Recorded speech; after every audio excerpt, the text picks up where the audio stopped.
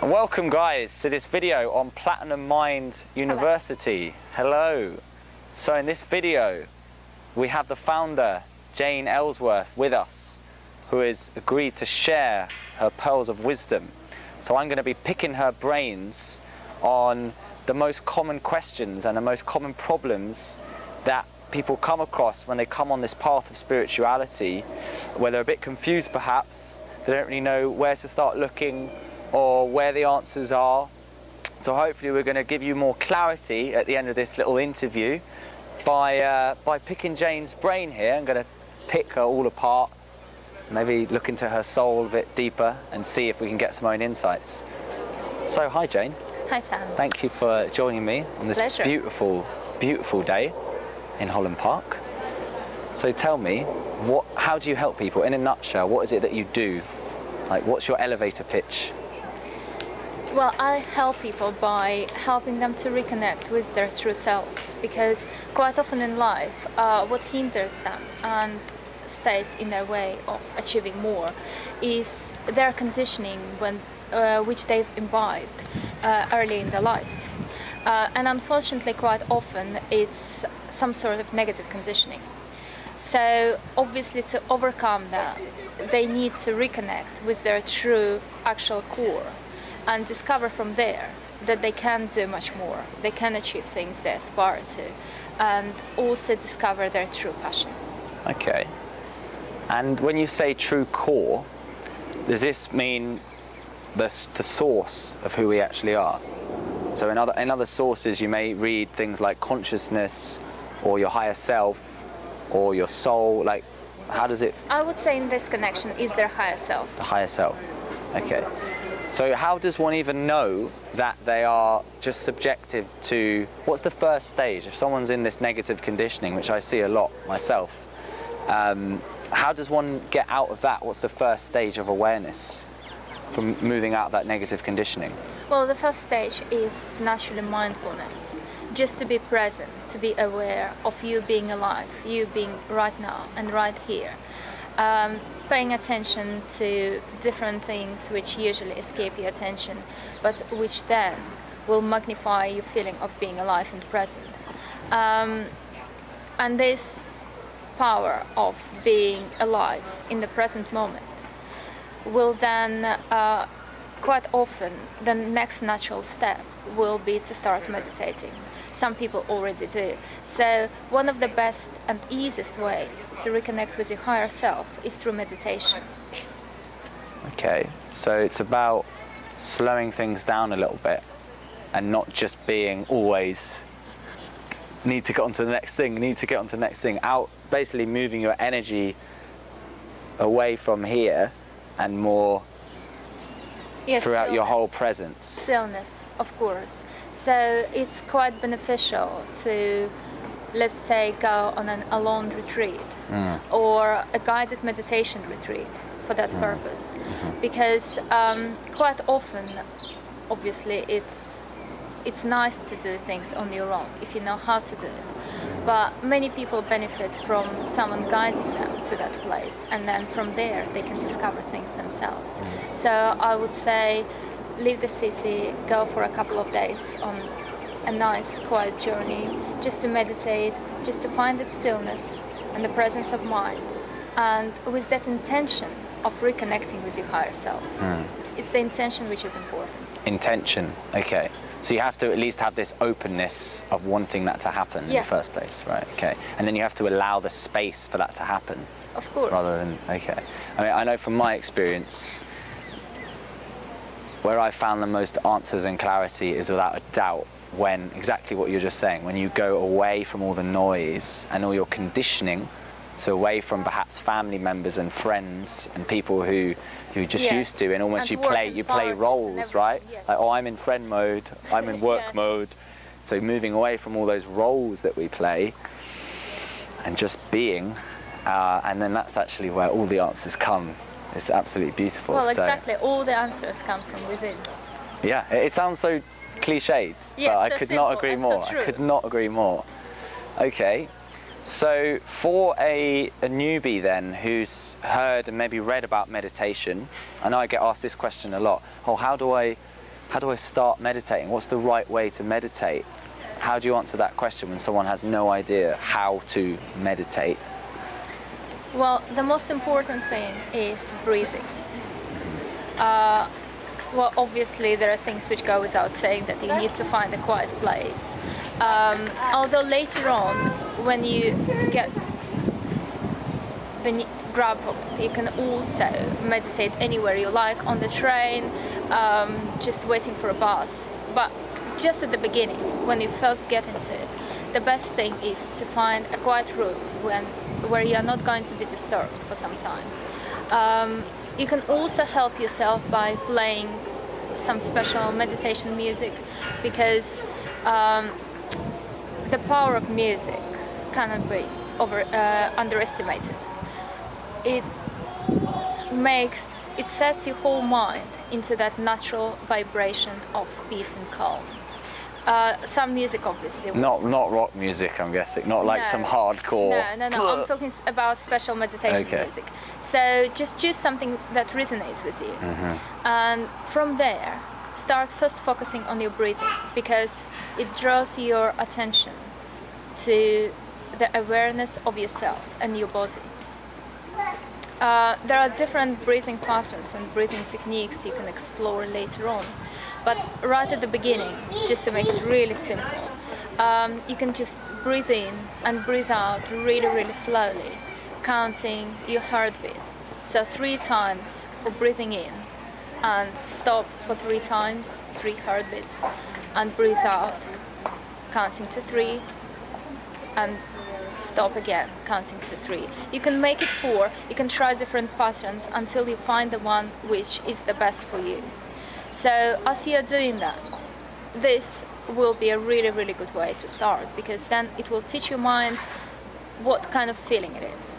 And once you know that, you can go on to the next level and see what you can use that meditation for, because you can use it to find answers within yourself, you can use it to reconnect with your higher self, you can use it to improve your health, your vitality, improve your relationships with people by just adjusting things within your mind.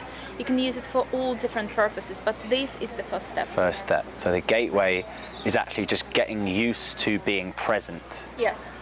And that breath is the link. Yes. To find that presence, which I guess for a lot of people is like a forgotten mindset. Once they start growing older, they just get so identified with their mind, they just almost forget, and they have to do like bungee jumping or like some extreme sports or take drugs or something to actually be in that mode of presence.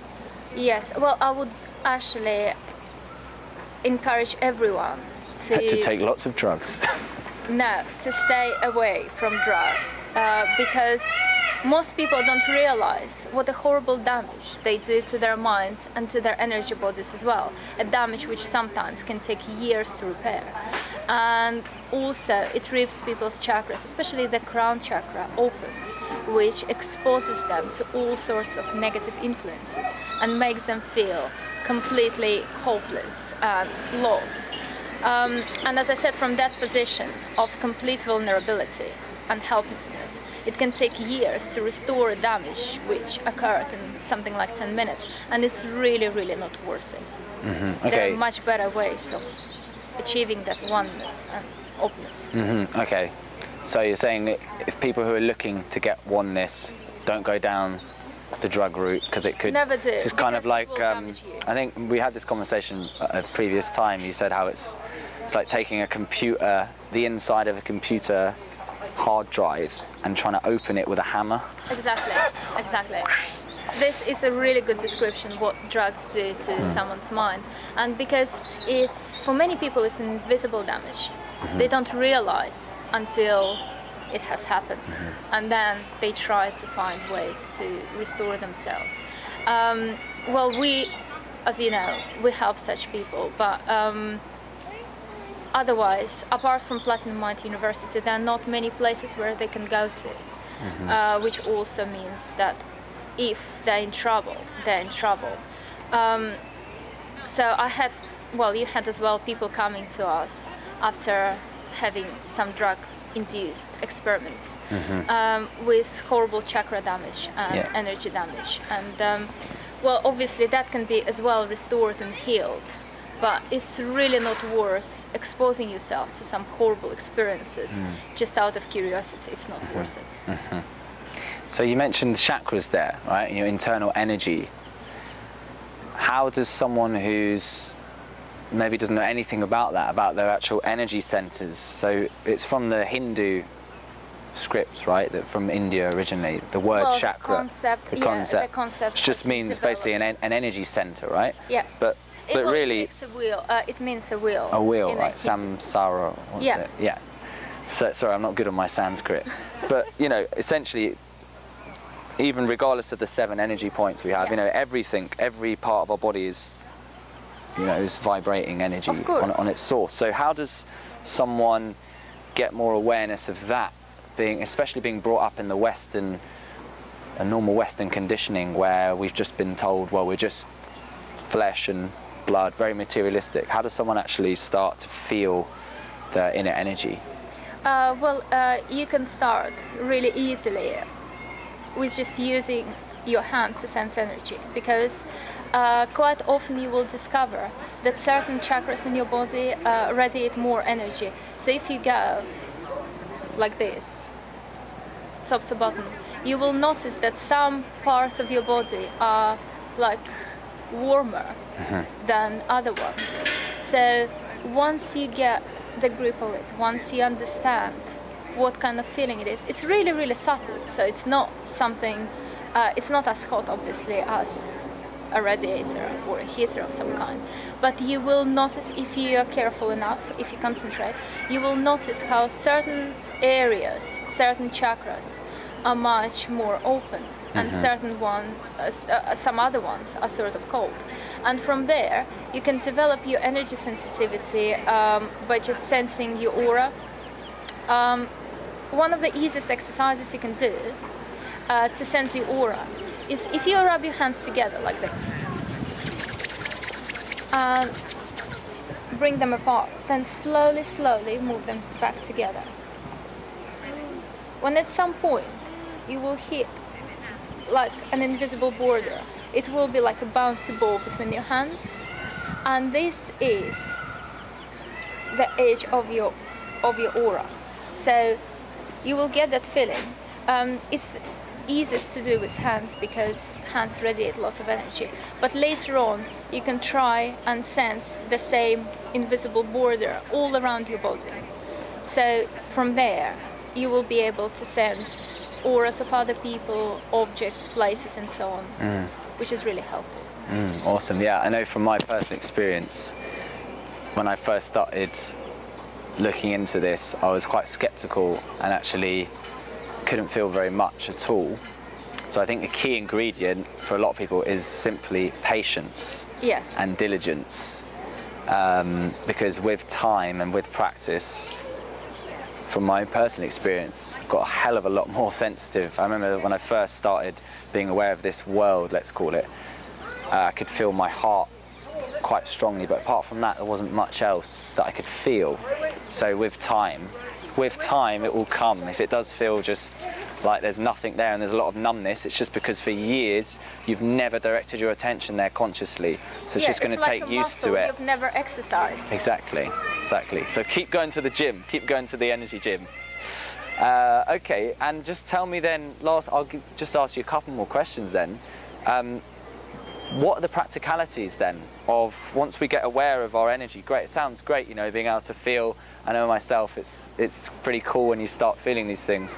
But why does that actually benefit us practically?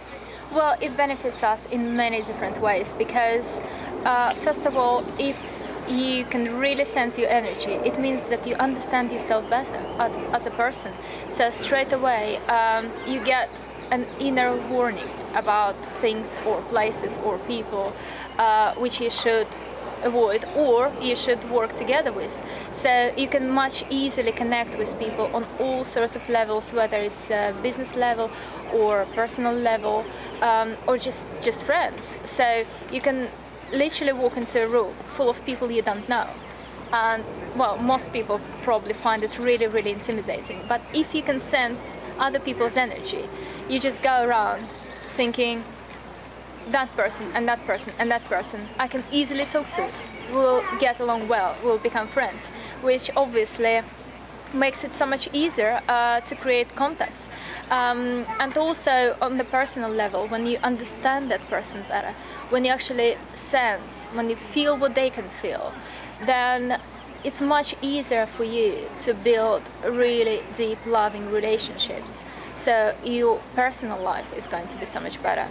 And also, once you learn to sense the energy of places, let's say, you can subconsciously avoid places which are not good in terms of people living there, because many people actually do have that, although they try to suppress it because of the conditioning. When they enter a place, a house, a room, an office, and they straight away get a really negative vibe, but they try to suppress it, and that vibe is their intuition telling them that they shouldn't be there, so they shouldn't, let's say, move into that house, or they shouldn't stay there for long, and so on.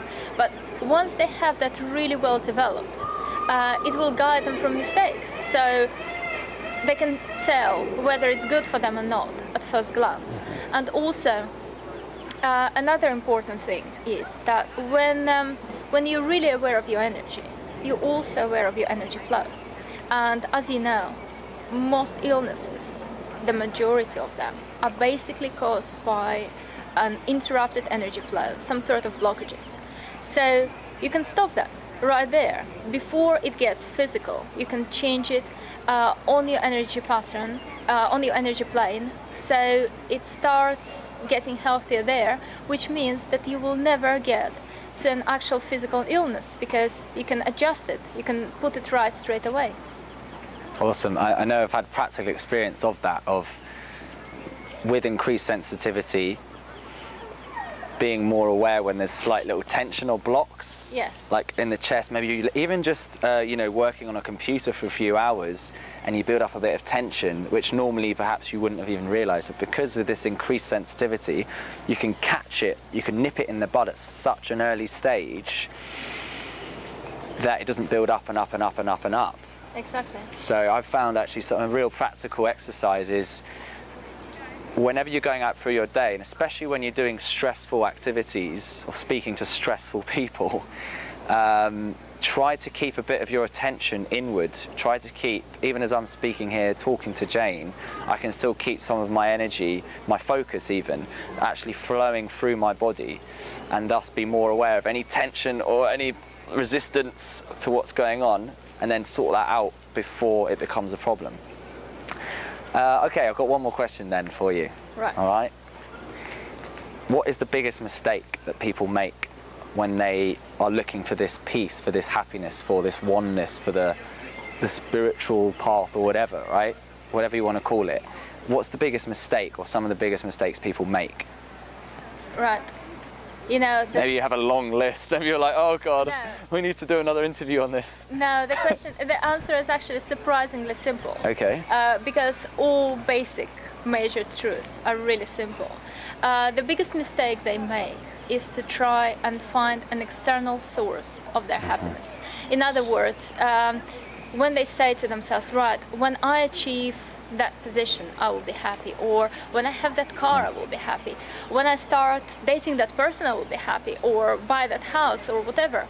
So they attach their inner fulfillment to external things, yeah. And they try to validate it, which never works, because everything you need is within yourself. Again, it sounds really, really simple, but to understand, to know something and to understand are two different things. And it's important that people understand that no matter what they gain in terms of external reference, maybe fame, money, or relationships, if it doesn't resonate with them on a deeper level, it's not going to serve its purpose. In other words, it's nice to have nice things, it's nice to be popular, it's nice to be surrounded with friends, but if it's not something you need deeply inside yourself, no matter how much you achieve in your chosen area, it's not really going to bring that fulfillment you're looking for. So to find that happiness, you need to reconnect with your higher self, but also in that process, find your true passion. Find something that literally makes you feel alive, makes you feel inspired and wanting to live. Because if you don't want to live, if you don't want to wake up every morning saying, I love my life, I love this world, that means that you are somewhere lost on your path. That means that maybe you need to take a U-turn and look for different ways. Also, many people think that finding their true passion equals finding a dream job of some kind, which is not true, because a passion is a huge field of activity which can be just a general, let's say, leading others or helping or discovering new things. Now within that category falls lots and lots of different jobs. So it would be a mistake to restrict oneself, thinking just, oh no, but I have to do this because my parents told me so, or because other people tell me so. The important thing is to follow the true passion. So if you haven't experienced that feeling of waking up every morning saying, I love what I'm doing, I love my life, I wouldn't change anything about it, it means that you haven't yet found your place. Okay. To summarize, the thing that people shouldn't do is to look for happiness externally, look for external things to fulfill them. This relationship will make me complete, this job will make me complete. We don't want to be doing that. Of course. And what we do want to be doing is connecting to that higher self, to that stillness, the source, whatever word you want to call it, but that part of you that's always there, always ready to be tapped into. It's just that we often don't give ourselves the space for it to happen. And then, from what I gather, what you're saying is you want to then express that higher self, just express it in a natural way. So it's not about achieving a specific result, but it's about letting these natural passions, as you call them, just flow. And those passions, again, can be they don't have to be specified to just a specific job title, like, oh, I have to teach physics to 9-year-olds, or I have to be an apple collector or something. I could be an orange collector, or I could collect, I didn't even know you could collect fruit. But anyway, you get the point. It's not about just specifying to one specific title. It's finding out the core principles and values that make you tick, whether it's going on adventures, learning, loving, teaching, and then taking your pick with the countless opportunities that there are in this world. That's right. Beautiful. Well, when you put it like that, there's no real reason to be unhappy. So before I let you go then, what can you tell the guys what's coming up in Platinum Mind? Are there any events coming up in the future? Anything to look out for? Well, we have a couple events coming up this summer. The first one is on the 6th of July, which you are all cordially invited to. It's going to be a really interesting, interactive and fun seminar with the best spiritual teachers and speakers around. But I'm not there, so it can't be the best. All right, the best -1. And it's going to be really informative. We will teach people how to recognize their soulmates, how to meditate safely, how to unmask fake gurus, and how to find their fulfillment and their passion in an easy way for beginners. So do come around. It's on our Facebook, it's on our website, www.platinum-university.com. And another one, we have a retreat coming up in Nepal from the 15th to the 17th of August, which again, more information will be posted on our website. I will be there for that one. Yes. Beautiful. I'm going to be as well. Woohoo! Beautiful. Well, thank you very much, Jane. Thank you. Ta-da!